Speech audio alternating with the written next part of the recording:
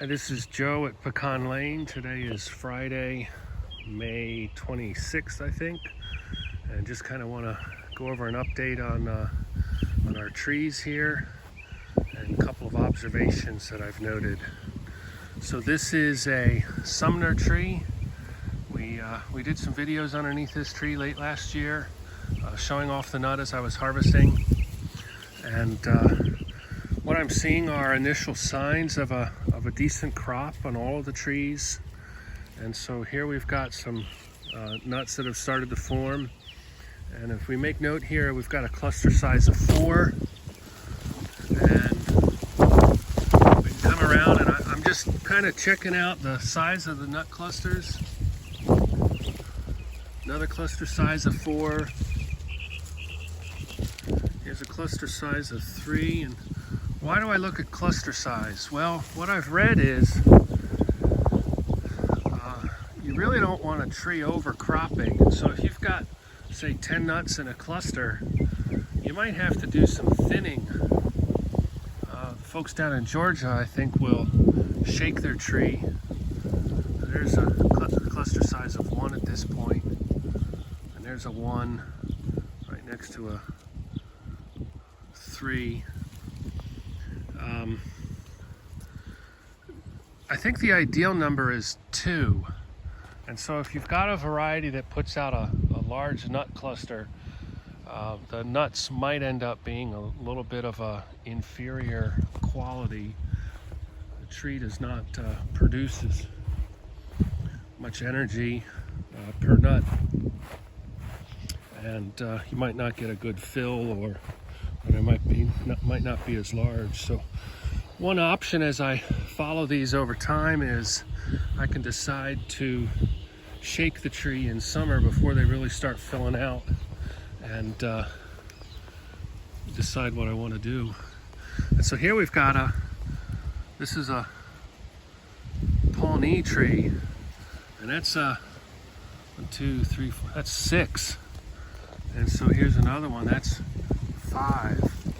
And so I've got to follow this tree a little bit more. Now, this is a tree that has been more heavily pruned by me and by storms.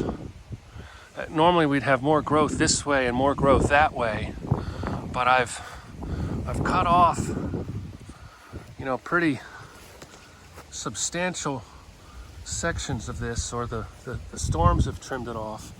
So having a lot of energy for this one might be a little bit more normal, but I'll follow this along. And one of the other things that I might start seeing is you start seeing some webbing around here. It's getting to be time to be concerned about pecan nut casebearer, and so I'll follow along with this, and I might proactively spray once. But pecan nut casebearer, I haven't read about it recently, but a little bit they can impact your crop.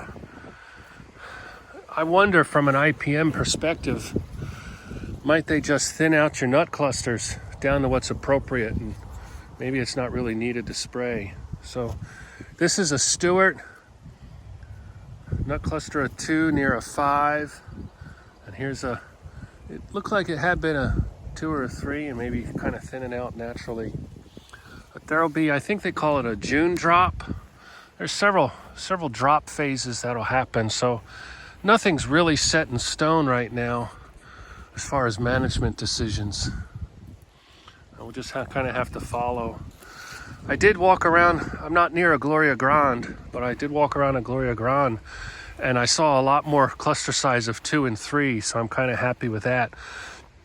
That's not unexpected. I think my Gloria Grandes really went overboard with cropping this past year. The quality wasn't very good, and we didn't sell many of them. We've been eating on most of those on our own here. So that's what we've got going on. This is just, we'll throw this in with, this is our chestnuts, and we've had a couple of trees snap off. And we'll check out this big pecan tree here. This is one that was a squirrel planted tree along a. We used to have a drainage ditch in the land here, and this tree got pushed and moved around by earth moving equipment, and you can see we had to cut off a large portion of it. And so here we've got the start of some bud break on that piece, and I'm not sure. I don't think anything's really happening there yet. We might have to. This is a bird perch stick. I don't think that's going to be good long term, but you don't need to come and fix that up. But this is Texas inlay bark graft. Got a nice plastic bag around here to help with moisture, and we got shellac over top for moisture retention in the stick. So that's what we've got going on with trees, and we'll keep an eye out and see what happens with the crop this year. Late May considerations. Joe at Pecan Lane.